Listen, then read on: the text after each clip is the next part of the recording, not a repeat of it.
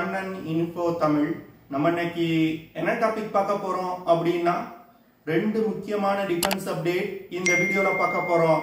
முதல் defence update, சமீப காலங்கள்ல டைரக்ட் எனர்ஜி வெப்பன்ஸ் அப்படின்னு சொல்லக்கூடிய லேசர் வெப்பன், மைக்ரோவேவ் வெப்பன் போன்ற ஆயுதங்களை டெவலப் செய்யறதுக்கு உலகின் வல்லரசு நாடுகள் அதிக முனைப்பு காட்டி வந்துகிட்டு இருக்காங்க. இந்த சூழ்நிலையில இந்தியா டைரக்ட் எனர்ஜி வெப்பன் டெவலப்மெண்ட்ல ஒரு முக்கியமான கட்டத்தை எட்டி இருப்பதா DRDO தற்போது செய்தி வெளியிட்டிருக்காங்க. அதாவது இந்தியா ஒரு அதிக சக்தி கொண்ட லேசர் வெப்பனை டெவலப் செய்து முடித்திருப்பதா செய்திகள் வெளிவர ஆரம்பிச்சிருக்கு. DRDO டெவலப் செஞ்சிருக்க லேசர் வெப்பனோட செயல்திறன் மற்றும் சிறப்பு அம்சங்கள் என்ன, எதற்காக வல்லரசு நாடுகள் லேசர் வெப்பனை டெவலப் செய்யறதுக்கு தற்போது போட்டி போட்டு வந்துகிட்டு இருக்காங்க, சாதாரண கன்வென்ஷனல் ஆயுதங்களுக்கும் இந்த டைரக்ட் எனர்ஜி வெப்பன்களுக்கும் உள்ள வித்தியாசம் என்ன, இந்தியா எதற்காக புதிய லேசர் வெப்பனை டெவலப் செஞ்சிருக்காங்க அப்படிங்கிறது குறித்து பார்க்கலாம். இரண்டாவது அப்டேட், பாகிஸ்தான் ராணுவத்துல இருந்து ஒரே வாரத்துல 2500க்கும் மேற்பட்ட வீரர்கள் ரிசைன் செஞ்சிருக்காங்க. இந்த விஷயம் பாகிஸ்தான்ல மிகப்பெரிய அதிர்வலையை ஏற்படுத்தி இருக்கு. எதற்காக திடீர்னு இப்படி ராணுவ வீரர்கள் ரிசைன் செய்யறாங்க அப்படின்னு பாகிஸ்தான் ராணுவம் ஒன்னும் புரியாம முழிச்சுக்கிட்டு இருக்காங்க. இதற்கு பின்னாடி இருக்கக்கூடிய அரசியல் என்ன, பாகிஸ்தான் ராணுவத்துல என்ன பிரச்சனைகள் நிலவி வந்துகிட்டு இருக்கு அப்படிங்கிறது குறித்து நம்ம டீடைலா இந்த வீடியோல பார்க்கலாம். சமீபத்துல நடந்த இஸ்ரேல் காசா போர்ல காசால இருந்து இஸ்ரேல் மீது ராக்கெட்டுகளை ஏவி தாக்குதல் நடத்தினாங்க. இந்த தாக்குதலை முறியடிப்பதற்கு இஸ்ரேல் அயன் டோம், டேவிட் ஸ்லிங் போன்ற ஏர் டிஃபென்ஸ் சிஸ்டங்களை பயன்படுத்தி எதிரிகளின் மிசைல் தாக்குதலை தடுத்தாங்க. ஆனா ஒரே நேரத்துல நூற்றுக்கணக்கான ராக்கெட்டுகளை எதிரிகள் வீசும் பொழுது அயன் டோம், டேவிட் ஸ்லிங் போன்ற ஏர் டிஃபென்ஸ் சிஸ்டங்கள்னால அனைத்து எதிரி ராக்கெட்டுகளையும் இடைமறித்து தாக்க முடியல. அது மட்டும் இல்லாம காசால இருந்து தீவிரவாதிகள் பயன்படுத்தியது மிகவும் விலை குறைவான ராக்கெட்ஸ். அந்த விலை குறைவான ராக்கெட்ஸை தாக்கி அழிப்பதற்கு இஸ்ரேல் பல $1 மில்லியன் மதிப்பிலான இன்டர்செப்டார் மிசைல்களை பயன்படுத்தி இருக்காங்க. இது இஸ்ரேலுக்கு மிகப்பெரிய பொருள் செலவை ஏற்படுத்தி இருக்கு. இந்த சூழ்நிலையில தான் உலகின் வல்லரசு நாடுகள் டைரக்ட் எனர்ஜி வெப்பன்ஸ் அப்படின்னு சொல்லக்கூடிய லேசர் வெப்பன், மைக்ரோவேவ் வெப்பன் போன்ற ஆயுதங்களோட முக்கியத்துவத்தை உணர ஆரம்பிச்சாங்க. இதனைத் தொடர்ந்து இஸ்ரேல், அமெரிக்கா போன்ற நாடுகள் லேசர் வெப்பன்களை டெவலப் செய்யறதுக்கு அதிக முனைப்பு காட்டி வந்துகிட்டு இருக்காங்க. ஏன் சைனா கூட லேசர் வெப்பன்களை டெவலப் செய்யறதுக்கு முயற்சி செய்து வந்துகிட்டு இருக்காங்க. இந்த சூழ்நிலையில இந்தியாவின் DRDO நிறுவனம் லேசர் வெப்பன் டெவலப்மெண்ட்ல ஒரு புதிய சாதனை படைச்சிருக்காங்க. அதாவது DRDO 300 கிலோவாட் திறன் கொண்ட ஒரு டைரக்ட் எனர்ஜி வெப்பனை டெவலப் செய்து முடிச்சிருக்காங்க. இந்த 300 கிலோவாட் திறன் கொண்ட டைரக்ட் எனர்ஜி வெப்பன்னால 20 கிலோமீட்டர் தூரத்துல உள்ள ஏரியல் டார்கெட்டுகளை மிக துல்லியமா தாக்கி அழிக்க முடியும். இந்தியா டெவலப் செஞ்சிருக்க இந்த புதிய லேசர் வெப்பனுக்கு சூர்யா அப்படின்னு பெயரிட்டு இருக்காங்க. இந்த புதிய டைரக்ட் எனர்ஜி வெப்பன்ஸை பயன்படுத்தி இந்தியானால ட்ரோன்ஸ், மிசைல்ஸ் போன்ற பல்வேறு விதமான ஏரியல் டார்கெட்டுகளை தாக்கி அழிக்க முடியும். இந்த டைரக்ட் எனர்ஜி வெப்பனை DRDO நிறுவனத்தோட laser science and technology centre அப்படிங்கிற அமைப்பு உருவாக்கி இருக்காங்க. இதே நிறுவனம் ஒரு சில வருடங்களுக்கு முன்னாடி 25 கிலோவாட் திறன் கொண்ட ஒரு லேசர் வெப்பனை டெவலப் செஞ்சிருந்தாங்க. அந்த லேசர் வெப்பன்னால 5 முதல் 7 கிலோமீட்டர் தூரத்துல உள்ள இலக்குகளை மட்டுமே தாக்க முடியும். ஆனா தற்போது அந்த சிறிய லேசர் வெப்பனை பேஸா வச்சுக்கிட்டு 300 கிலோவாட் திறன் கொண்ட மிகவும் சக்தி வாய்ந்த ஒரு லேசர் வெப்பனை டெவலப் செஞ்சிருக்காங்க. DRDO டெவலப் செஞ்சிருக்க இந்த 300 கிலோவாட் திறன் கொண்ட லேசர் வெப்பன் தற்போது உலகில் உள்ள மிகவும் சக்தி வாய்ந்த லேசர் வெப்பன் அப்படின்னு இந்தியன் டிஃபென்ஸ் எக்ஸ்பர்ட் சொல்றாங்க. அது மட்டும் இல்லாம இந்த புதிய லேசர் வெப்பன்னால அதிகபட்சமா 20 கிலோமீட்டர் தூரத்துல உள்ள இலக்குகளை தாக்க முடியுது. இந்த லேசர் வெப்பன்களை அதிவேகமா பறந்து வரக்கூடிய ட்ரோன்ஸ், ராக்கெட்ஸ், இன்கமிங் மிசைல்ஸ் போன்றவற்றை தாக்கி அழிப்பதற்கு இந்தியா ஃபியூச்சர்ல பயன்படுத்துவாங்க.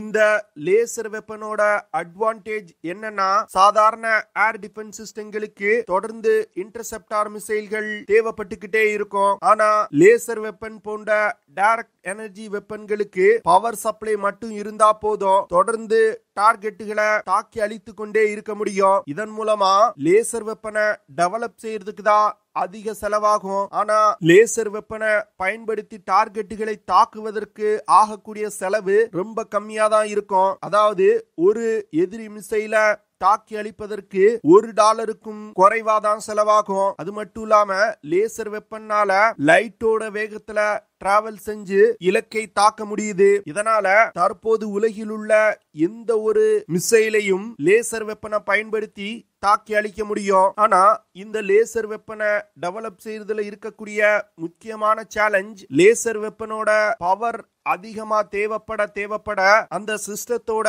சைஸ் பெருசாகுது. இதனால யுத்த களத்துல ஒரு இடத்துல இருந்து இன்னொரு இடத்துக்கு லேசர் வெப்பன்களை டிரான்ஸ்போர்ட் செய்யும் விஷயத்துல பிரச்சனைகளை சந்திக்க வேண்டியது இருக்குது. இப்போ இந்தியாவுக்கு இருக்கக்கூடிய சேலஞ்ச் என்னன்னா, லேசர் வெப்பன் தயாரிப்பது மட்டும் கிடையாது, சிறிய அளவிலான லேசர் வெப்பனை உருவாக்குவதுதான் சேலஞ்ச். லேசர் வெப்பன் டெவலப்மெண்ட்ல அமெரிக்கா, சைனா, ரஷ்யா, இஸ்ரேல் போன்ற நாடுகள் ஒரு முன்னேறிய நிலையில இருப்பதா சொல்லப்பட்டு வந்தது. ஆனா தற்போது இந்தியா இந்த 300 கிலோவாட் லேசர் வெப்பனை டெவலப் செய்து இருப்பதன் மூலம் இந்தியாவும் லேசர் டெக்னாலஜில அதிவேகமா வளர்ச்சி அடைஞ்சு வந்துகிட்டு இருக்காங்க. இந்தியா டெவலப் செஞ்சிருக்க இந்த சூர்யா லேசர் வெப்பனை வரும் காலத்துல ஒரு மிசைல் டிஃபென்ஸ் சிஸ்டமா இந்தியா பயன்படுத்தலாம். குறிப்பா அதிக எண்ணிக்கையில பறந்து வந்து தாக்குதல் நடத்தக்கூடிய ஸ்வாம் ட்ரோன்களை தாக்கி அழிப்பதற்கு இந்தியா இந்த லேசர் வெப்பனை டெவலப் செஞ்சிருக்காங்க.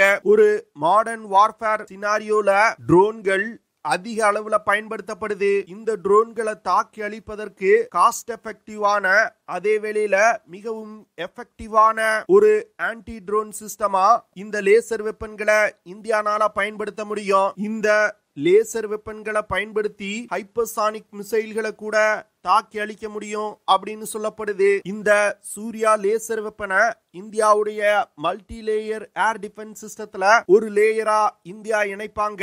இந்த லேசர் வெப்பனை பிரத்யேகமா ஸ்வாம் ட்ரோன்கள் மற்றும் ஹைப்பர்சானிக் மிசைல்களை தாக்கி அழிப்பதற்கு இந்தியா பயன்படுத்தலாம். இந்தியா ஃபியூச்சர்ல ஒரு மெகாவாட் திறன் கொண்ட லேசர் வெப்பன்களை டெவலப் செய்யறதுக்கு முயற்சி செய்து வந்துகிட்டு இருக்காங்க.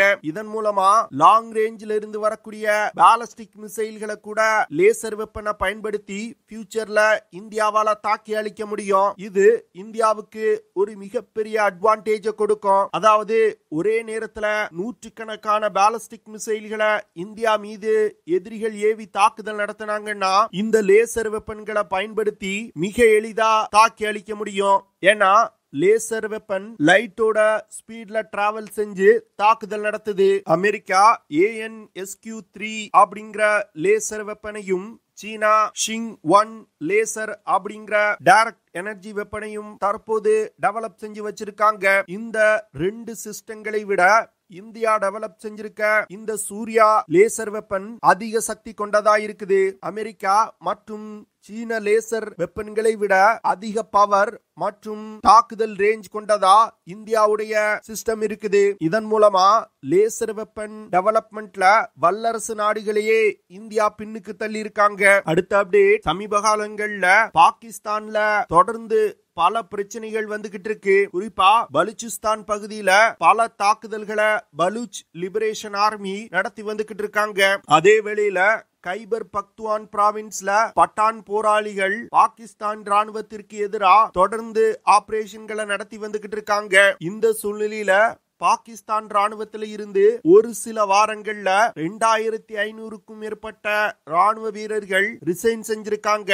இந்த விஷயம் பாகிஸ்தான் ராணுவத்திற்கு மிகப்பெரிய அதிர்ச்சியை கொடுத்திருக்கு. அதாவது கிட்டத்தட்ட 2500க்கும் மேற்பட்ட ராணுவ வீரர்கள் ராணுவத்திலிருந்து வெளியேறி உலகின் பல நாடுகளுக்கு வேலைக்காக போறாங்க. குறிப்பா Saudi Arabia, Qatar, Kuwait, UAE போன்ற நாடுகளுக்கு இடம்பெயர்றாங்க. இதற்கு காரணம் தற்போது பாகிஸ்தான்ல நிலவக்கூடிய சூழ்நிலை. அதாவது இதுவரைக்கும் பாகிஸ்தான் சரித்திரத்துல இல்லாத அளவு பொருளாதார மந்த நிலை இருக்குது. பாகிஸ்தான் நாட்டை நடத்துவதற்கு தொடர்ந்து IMF இருந்து கடன் வாங்கி தான் நடத்தி வந்துகிட்டு இருக்காங்க. அது மட்டும் இல்லாம பல உள்நாட்டு பிரச்சனைகள் பாகிஸ்தான்ல இருக்கு. பல தீவிரவாத இயக்கங்கள் பாகிஸ்தான்ல தாக்குதல்கள் நடத்தி வந்துகிட்டு இருக்காங்க. அதாவது 2024 வருடத்துல மட்டும் பாகிஸ்தான்ல 1000க்கும் மேற்பட்ட தீவிரவாத தாக்குதல்கள் நடைபெற்றிருக்கு. இதனால பாகிஸ்தான் ஒரு நிலை இல்லாத சூழ்நிலையில இருக்குது. அது மட்டும் இல்லாம சமீப காலங்கள்ல பலூச் லிபரேஷன் ஆர்மி பாகிஸ்தான் ராணுவத்திற்கு எதிராக தன்னோட அஃபென்சிவ அதிகப்படுத்தி இருக்காங்க. சமீபத்துல கொட்டார் நகரத்துல இருந்து புறப்பட்ட ஒரு ட்ரெயினை ஹைஜாக் செஞ்சாங்க. இதுல 200க்கும் மேற்பட்ட ராணுவ வீரர்களை நாங்க அசாசினேட் செஞ்சுட்டோம் அப்படின்னு பலூச் லிபரேஷன் ஆர்மி சொல்றாங்க. ஆனா பாகிஸ்தான் ராணுவம் வெறும் 20 பாகிஸ்தான் ராணுவ வீரர்கள் மட்டுமே கொல்லப்பட்டாங்க அப்படின்னு சொல்றாங்க. அடுத்து பலூச்சிஸ்தான்ல பாகிஸ்தான் மிலிட்டரி கான்வாய் மீது மிகப்பெரிய தாக்குதலை பலூச் லிபரேஷன் ஆர்மி நடத்தினாங்க. இந்த தாக்குதல்ல கிட்டத்தட்ட 90 வீரர்கள் கொல்லப்பட்டிருக்காங்க அப்படின்னு பலூச் லிபரேஷன் ஆர்மி சொல்றாங்க. ஆனா பாகிஸ்தான் ராணுவம் வெறும் 5 வீரர்கள் மட்டுமே கொல்லப்பட்டிருக்காங்க அப்படின்னு சொல்றாங்க. பாகிஸ்தான் ராணுவம் இப்படி உயிரிழப்புகளை குறைச்சு சொல்வது இது முதல் முறை கிடையாது.